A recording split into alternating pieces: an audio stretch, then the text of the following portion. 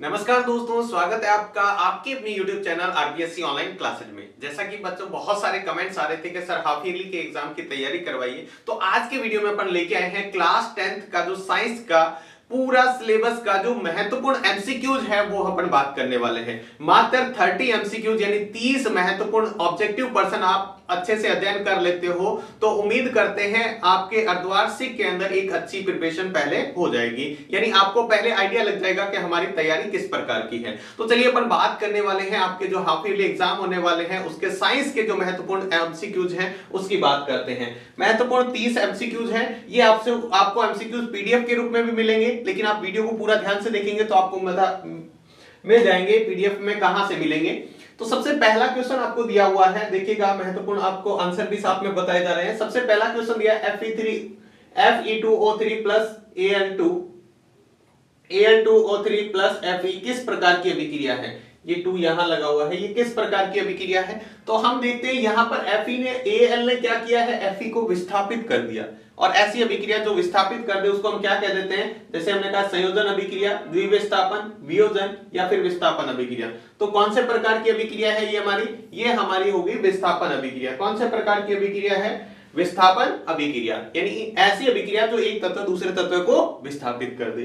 दूसरा दिया भौतिक परिवर्तन है, आपको कुछ परिवर्तन दिए हुए हैं, इसमें से कौन सा भौतिक परिवर्तन है? हमने भौतिक और रासायनिक परिवर्तन पढ़ा था, तो देखिएगा दूध से दही बनना, दूध से दही बन जाता है, एक बार दही बन गया क्या वापस दूध बना सकते हैं? नहीं बना सकते। दूसरा है नमक का जल में घुलना। तीसरा है लोहे पर जंग लगना, लोहे पर जंग लगने के बाद में उसको वापस सही नहीं किया जा सकता, ये भी एक रासायनिक परिवर्तन है।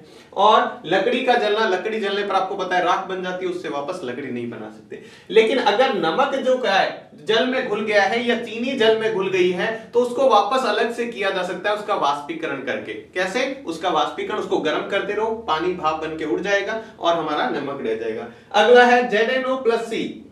Zn प्लस CO किस प्रकार की अभिक्रिया है? तो देखिएगा यहाँ पे क्या हुआ, इस Zn में से ऑक्सीजन निकल गई, यहां से ऑक्सीजन का निकलना क्या होता है? अपचयन। और यहां कार्बन के साथ ऑक्सीजन आके यहां देखो जुड़ी हुई है, यहां देखो इस Zn से ऑक्सीजन निकल गई और कार्बन के साथ जुड़ी हुई है। तो ऑक्सीकरण और अपचयन यानी ऑक्सीडेशन और रिडक्शन दोनों ही हो रहा है। तो इस प्रकार की अभिक्रिया को हम क्या कह देते हैं? इस प्रकार की अभिक्रिया को हम कहते हैं संयोजन या वियोजन या फिर उदासीनीकरण या रेडॉक्स अभिक्रिया। तो कौन सा ऑप्शन सही होने वाला है हमारा?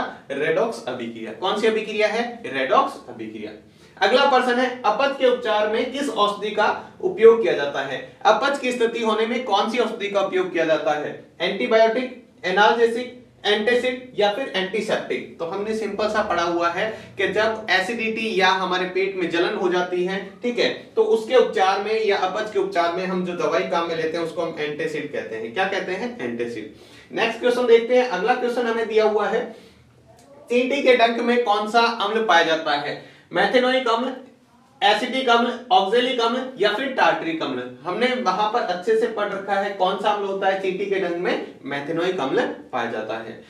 धातु अम्ल के साथ अभिक्रिया करके कौन सी गैस उत्पन्न करती है? धातु जब अम्ल से अभिक्रिया करती है तो क्या CO2, O2, H2 या फिर N2? तो कोई भी धातु है, लगभग जो धातुएं होती है वो अम्ल से अभिक्रिया करके हाइड्रोजन गैस देती है। कौन सी गैस देती है? Hydrogen gas.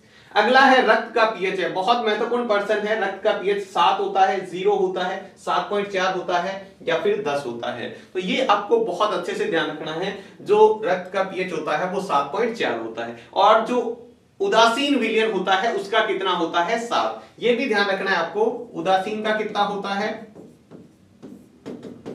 उदासीन का पीएच 7 होता है। अगला है इमली में कौन सा अम्ल पाया जाता है? तो इमली में कौन सा पाया जाता है? एसिटिक अम्ल, लैक्टिक अम्ल या फिर सिट्रिक अम्ल या फिर टार्टरिक अम्ल। तो इमली में पाया जाने वाला अम्ल का नाम है टार्टरिक अम्ल। कौन सा अम्ल पाया जाता है? टार्टरिक अम्ल पाया जाता है इमली में।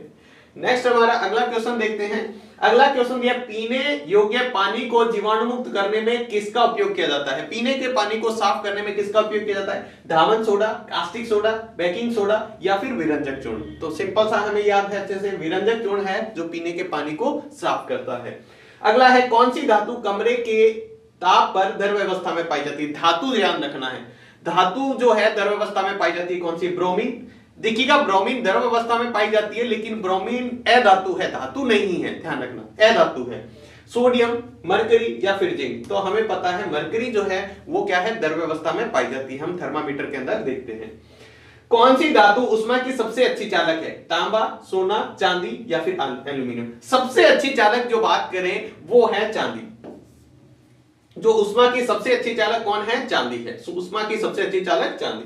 अगला है पादपों में फ्लोएम उत्तरदायी है। पादपों में फ्लोएम किसका उत्तरदायी है? भोजन के वहन का, जल के वहन का, ऑक्सीजन के वहन का या फिर एमिनो अम्ल के वहन का? तो आप याद रखें, फै से फ्लोएम होता है, फै से क्या होता है? फूड होता है, यानी भोजन का वहन करता है। किसका वहन करता है? फूड का, यानी भोजन का। अगला महत्वपूर्ण प्रश्न बात करें, मनुष्य के आमाशय एक तंत्र का भाग है जो संबंधित है। आमाशय किस तंत्र का भाग है? श्वसन तंत्र का, उत्सर्जन तंत्र का, पोषण तंत्र का या फिर परिवहन तंत्र? यानी पोषण की बात करें या फिर हम पाचन तंत्र भी कह सकते हैं। तो आमाशय जो है हमारा पाचन तंत्र का भाग होता है। निम्नलिखित में से कौन सा पादप हार्मोन है? निम्न में से कौन सा पादप हार्मोन बताना है? जिब्रेलिन, एस्ट्रोजन, इंसुलिन और थायरॉक्सिन। तो इन चारों में से जो पादप हार्मोन है वो कौन सा है? वो है जिब्रेलिन। एस्ट्रोजन क्या होता है? और एस्ट्रोजन और प्रोजेस्टेरोन मादा जनन क्या है? हार्मोन है। इंसुलिन हमारे क्या करता है? ब्लड को, शुगर की मात्रा को नियंत्रित करता है ब्लड में। और थायरॉक्सिन क्या करता है? थायराइड ग्रंथि को नियंत्रित, जो हमारे थायराइड ग्रंथि द्वारा जो स्रावित हार्मोन है वो थायरॉक्सिन हार्मोन है। दो तंत्रिका कोशिकाओं के मध्य खाली स्थान को क्या कहते हैं? दो तंत्रिका कोशिका के मध्य खाली स्थान को हम कहते हैं सिनेप्स। क्या कहते हैं? आपने पढ़ा होगा, दुर्मिका कहते हैं, सिनेप्स कहते हैं, एक्सॉन कहते हैं या फिर आवेग कहते हैं। तो उसको हम क्या कहते हैं? सिनेप्स। दो तंत्रिका कोशिकाओं के मध्य जो खाली स्थान होता है, बहुत महत्वपूर्ण प्रश्न है, उसको हम सिनेप्स कहते हैं। अगला है, प्रकाश के परावर्तन की घटना में आपतन कोण तथा परावर्तन कोण में क्या संबंध होता है? यानी परावर्तन में आपतन कोण और परावर्तन कोण में क्या संबंध होता है? क्या आई बराबर आर होता है? क्या आई बड़ा होता है आर से, या फिर आई छोटा होता है आर से, या फिर आई और आर बराबर नहीं होते हैं? तो हम परावर्तन का नियम पढ़ते हैं, आपतन कोण और परावर्तन कोण क्या होते हैं? बराबर, यानी आई बराबर आर। निर्वात में प्रकाश की चाल होती है। निर्वात में प्रकाश की चाल कितनी होती है? 3 × 10⁸ मीटर पर सेकेंड। 0 होती है, अनंत होती है, या 3 × 10⁶ मीटर पर सेकेंड होती है? तो आपको पता है प्रकाश की सर्वाधिक जो वेग होता है वो निर्वात में ही होता है। और कितना होता है? 3 × 10⁸ मीटर प्रति सेकेंड होता है। ये निर्वात में उसका वेग होता है। नेक्स्ट क्वेश्चन की बात करें, समतल दर्पण द्वारा प्रतिबिंब सदैव बनता है। समतल दर्पण से कौन से प्रकार का प्रतिबिंब बनता है? आभासी और उल्टा बनता है, आभासी और सीधा बनता है, वास्तविक और उल्टा बनता है, या फिर वास्तविक और सीधा बनता है? तो समतल दर्पण से बनने वाला प्रतिबिंब हमेशा आभासी होता है और सीधा होता है। आभासी और सीधा होता है। अगला है, वाहनों में पश्च दर्शक दर्पण के रूप में कौन से दर्पण का उपयोग किया जाता है? यानी पीछे आने वाले वाहन को, यानी साइड मिरर के रूप में कौन से दर्पण का उपयोग किया जाता है? उत्तल दर्पण, अवतल दर्पण, समतल दर्पण, या इनमें से कोई नहीं? तो पीछे आने वाले जो देखने के लिए हम उत्तल दर्पण का उपयोग करते हैं। प्रकाश का सर्वाधिक वेग होता है, किसमें होता है? जल में, कांच में, निर्वात में या फिर वायु में? तो अभी हमने डिस्कस किया ही था पहला एक क्वेश्चन। तो सबसे अधिक वेग किसके अंदर होता है? सबसे ज्यादा वेग निर्वात में होता है। ठीक है। अगला प्रश्न है, विद्युत धारा का एसआई मात्रक क्या है? जूल है, वॉट है, एम्पियर है या फिर वोल्ट है? विद्युत धारा का जो एसआई मात्रक होता है वो क्या होता है? एम्पियर होता है। क्या होता है? एम्पियर जो है हमारा विद्युत धारा का मात्रक है। बहुत इंपॉर्टेंट प्रश्न है। अगला है, विद्युत आवेश का मात्रक क्या है? आवेश का जो मात्रक क्या होता है? कूलाम होता है, वाट होता है, एम्पियर होता है या फिर वोल्ट होता है? तो विद्युत आवेश का जो मात्रक है वो क्या है? हमारा कूलाम है।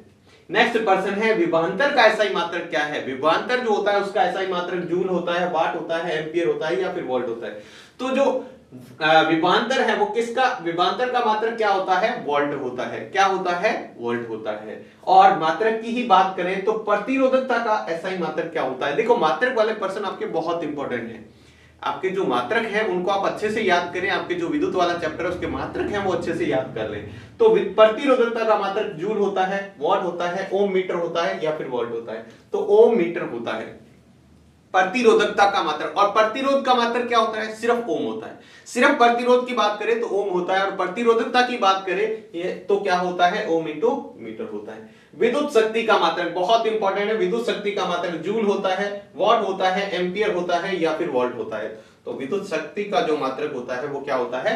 वाट होता है। क्या होता है? वाट होता है। और अगला प्रश्न है, विद्युत धारा को मापने वाला यंत्र को क्या कहते हैं? जो विद्युत धारा को मापता है उस यंत्र को क्या हम एमीटर कहते हैं, वोल्ट मीटर कहते हैं, गैल्वेनोमीटर कहते हैं या फिर धारा नियंत्रक कहते हैं? विद्युत धारा को मापने वाला जो यंत्र है उसको हम क्या कहते हैं, एमीटर कहते हैं। क्या कहते हैं, एमीटर जो है हमारा विद्युत धारा को मापने का काम करता है, और विभवांतर को नापने का जो कार्य करता है वो वोल्ट मीटर होता है। क्या कौन सा होता है, वोल्ट मीटर विद्युत धारा को मापता है।